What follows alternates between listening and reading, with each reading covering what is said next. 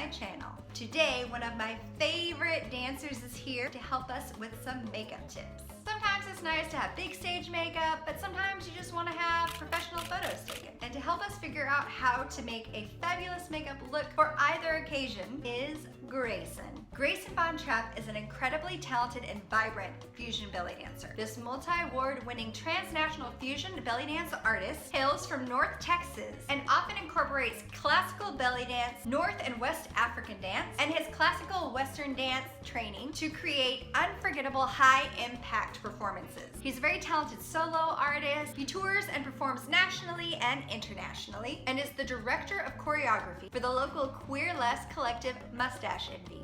I'm so excited that this talented performer, choreographer, instructor, and friend is here to help us with some makeup. So without further ado, here's Greyson. Hello. I am going to show you 2 looks, but I'm going to do one on each eye. And there's going to be very little difference. Mostly the difference here is going to be in relation to whether you're being filmed or photographed. I'm just going to prime. This is just some cheap, I think it's literally like $2, primer from LA Girl.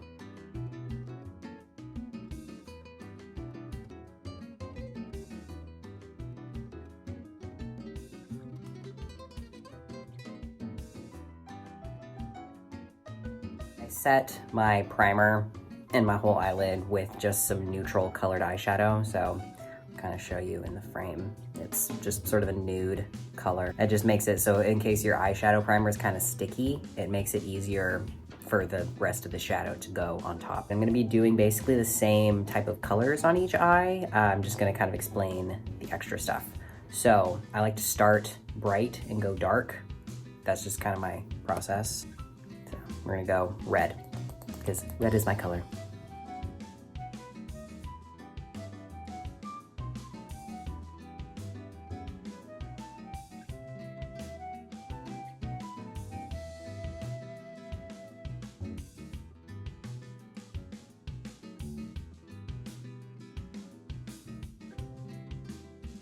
I like to blend in between every step. I know not everybody does that. It may not be super useful, but it's just my process. So I get like a clean blending brush and I'll get some of that neutral shadow on it and I'll go around the perimeter of the color and then blend so the color blends out. And I'm just gonna do that a few times just to build it up.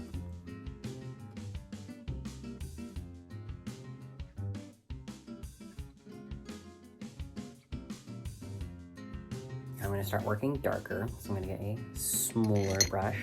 All my brushes are mostly synthetic, so synthetic brushes don't pick up as much pigment as animal hair brushes. I do have one animal hair brush I'll show you. You can see it's a little more all over the place. It's well loved. So these pick up a lot more pigment than synthetic brushes, so just be aware when you're using eyeshadow.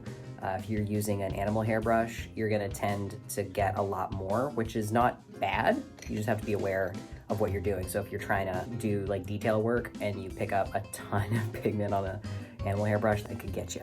I'm gonna work a little bit darker. So if I had this sort of pinky red, now this is more like a purpley plum color.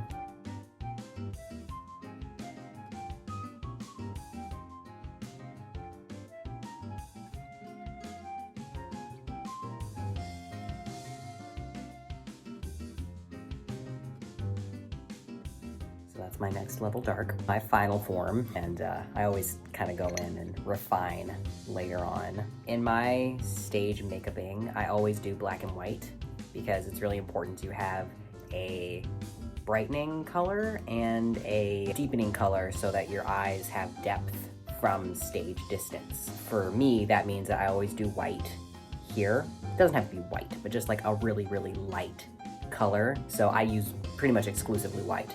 We'll do white here and then black here, and that way it always has that dimension, so it always looks really great from a distance. This is black. Also, this technique of like smacking my brushes against my pinky, that's just something I have always done. I just don't like to smack things on tables because it makes a really loud sound. It has no benefit other than that.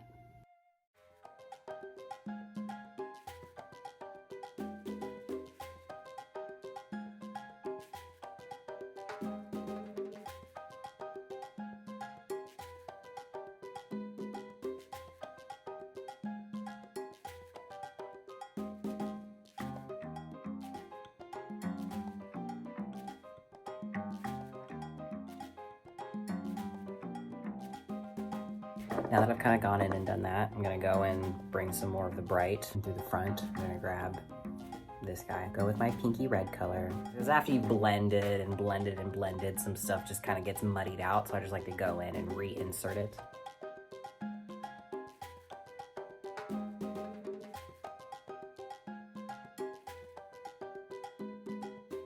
Give you a little closer up view in the camera. I'm just going to refine a little bit, don't mind me.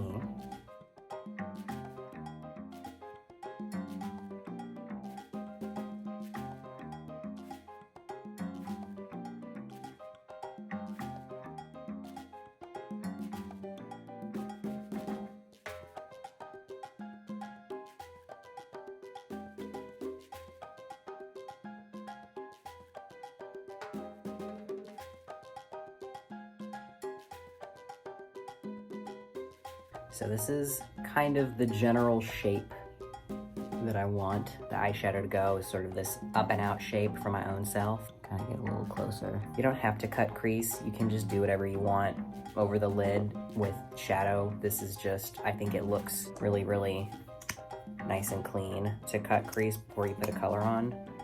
So I'm just gonna take some concealer and we'll get my concealer brush. Actually, I really like these really dense brushes for this, and I'm just gonna dip into concealer here, and I'm gonna cut out the shape that I want. Did not get enough.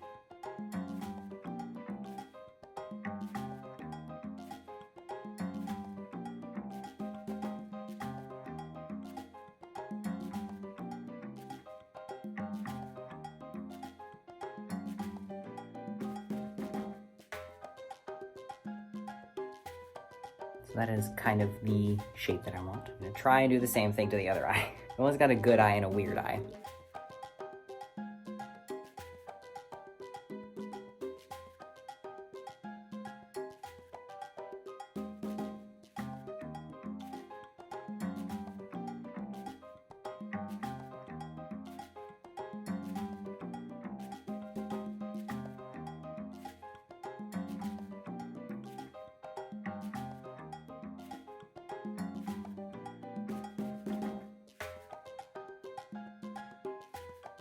It doesn't hurt to have a towel laying around for when your brush gets all muddied up. Mine's in the corner. I'm gonna grab it. I just knocked my iced coffee over. It's got a lid, it's fine. Usually I just have a napkin in my lap, a towel in my lap, so that I can kind of wipe my brushes off as I go if I need to switch colors or something. In the finishing touches here, I still have some refining to do on like the colors and the shaping, but if I am going to be videoed and photographed, that's kind of where you want to decide whether or not you're going to wear glitter.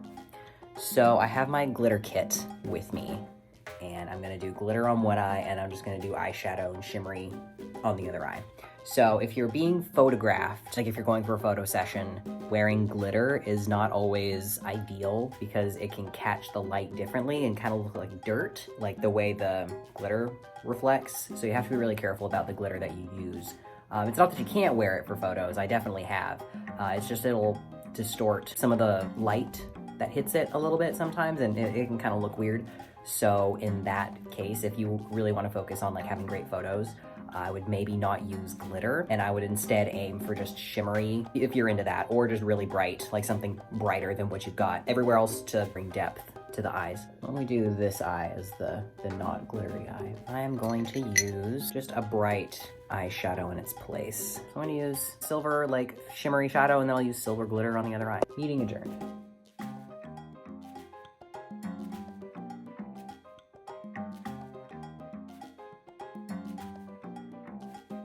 Picking up great in my iPhone camera, but this is a very, very shimmery silver eyeshadow. It's almost like metal powder, like aluminum powder. There is that, and I know that this looks kind of weird. I'm gonna put eyeliner on, and it's gonna cover that up anyway, so we're not even gonna worry about it. And for the glitter side, I'm actually not gonna do that until I put eyeliner on, because otherwise it's gonna get in the eyeliner and it's gonna be really gross. I like to eyeline several different ways. I'm gonna go with this first. This is just black retractable pencil, and then I'm going to put liquid eyeliner over it. However, fun fact, liquid eyeliner does not adhere to shimmery eyeshadow for shit, so you have to be aware. If you're gonna do that, you kind of have to layer it or use something else as a base. So I'm gonna do that.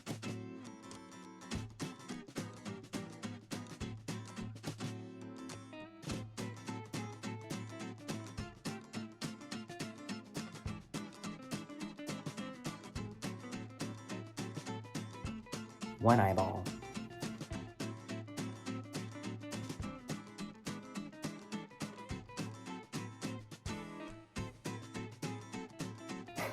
Since I've got the white eyeshadow on this side, this eye looks like so much brighter, whereas this one's still just concealed. Just freaked me out in the camera just now. I was like, do I have one droopy eye? Now, what I would do is the wing. Another thing is that using the double lining method, if you are going to be dancing outside, is really helpful because it will make it to where you won't sweat through your eyeliner quite as easily.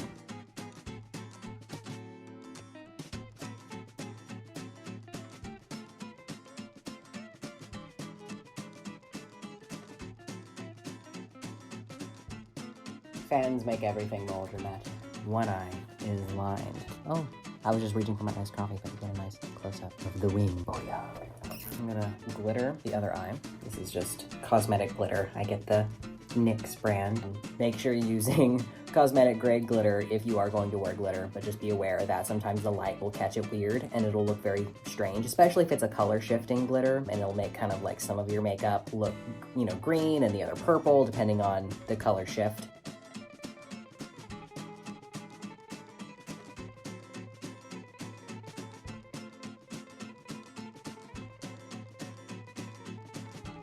One eye is glittery, one eye is shimmery. Getting some of the glitter off of my eyeliner. Now I'm going to go wing. Pray that this wing looks similar to the other one.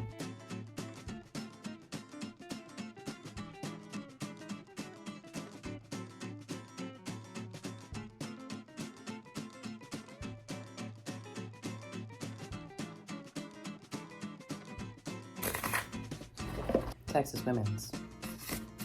You know, hopefully you can see that my lines are relatively even. Which I am astounded that I did that on camera the first time. What I'm noticing as I'm looking at myself is that my eyeliner got a little out of control here in the corner when I did the pencil, so I'm doing my own makeup. Tuck it in there, since I've got about the same coverage, glitter and eyeliner. I'm gonna go in with actual white, just plain white eyeshadow, and this is the brush that I always use for it, and I've had this brush forever.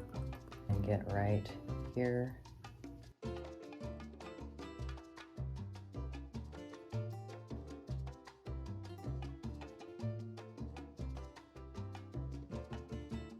Some of the glitter may flake off, that's fine.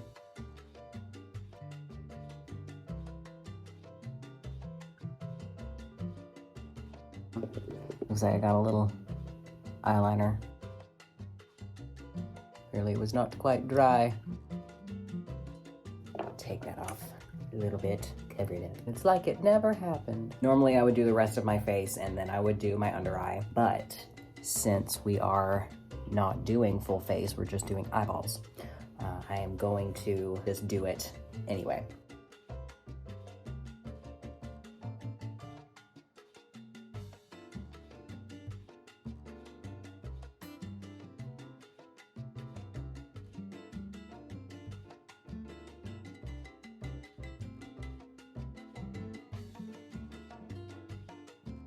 Not everyone likes to do makeup under their eyes, but I like it. And I kind of follow the same basic pattern where we do bright to dark.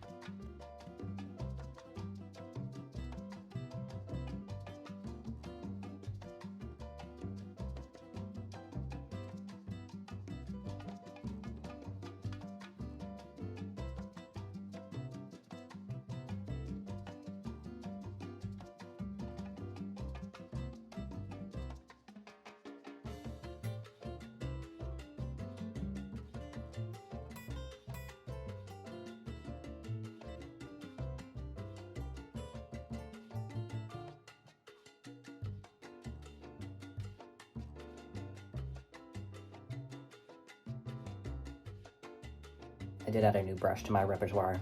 This one fits under my eye really well, so I just like it.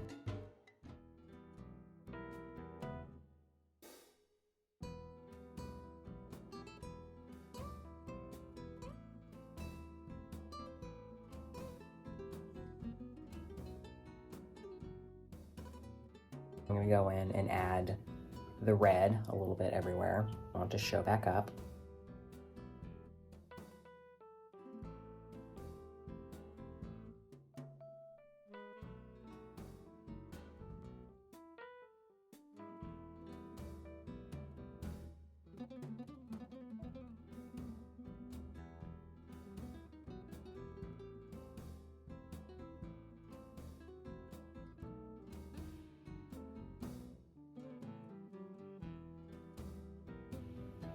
Glitter fall out in my eyeballs.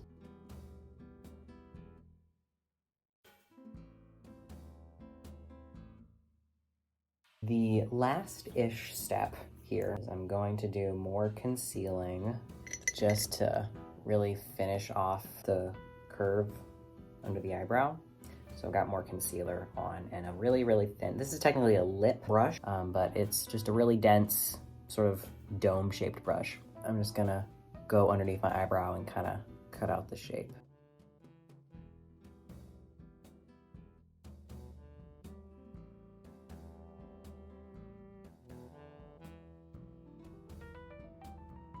Blend that line away.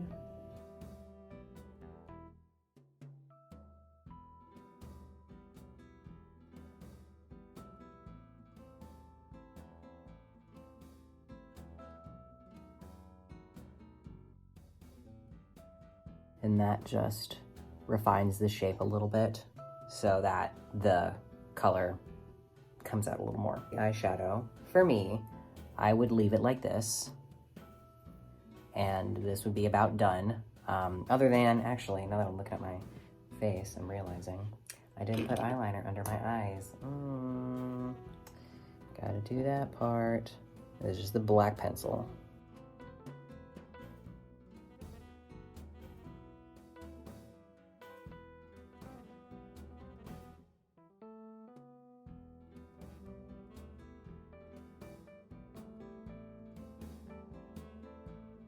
Just a smudgy brush to shift the eyeshadow around a little bit so it doesn't have like a hard stop where you finished lining it. Now what I would normally do is I would do my eyebrows to go around the eyeshadow.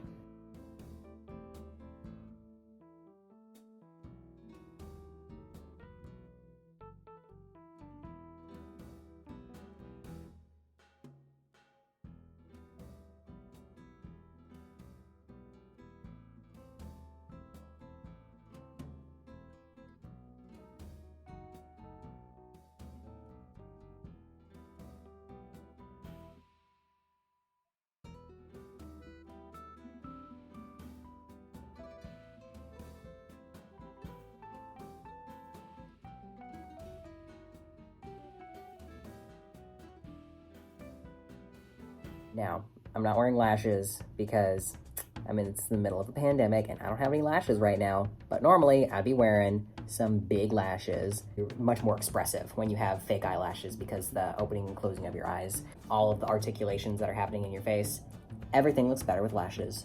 So they are important. I just don't have any right now, so sorry about that.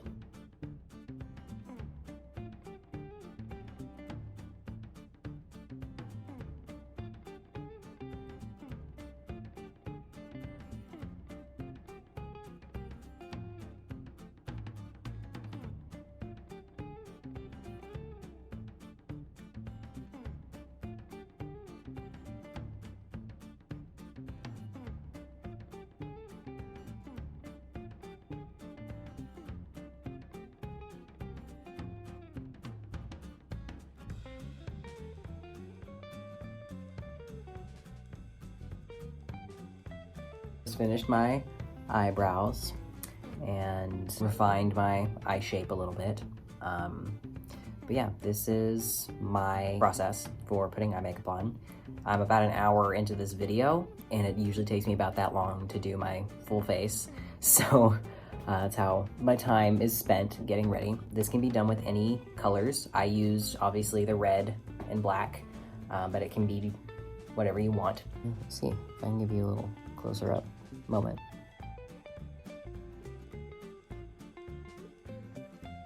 Hopefully these tips were useful somewhat to you, and I hope you like my black and red makeup. And if you don't, I don't want to hear it.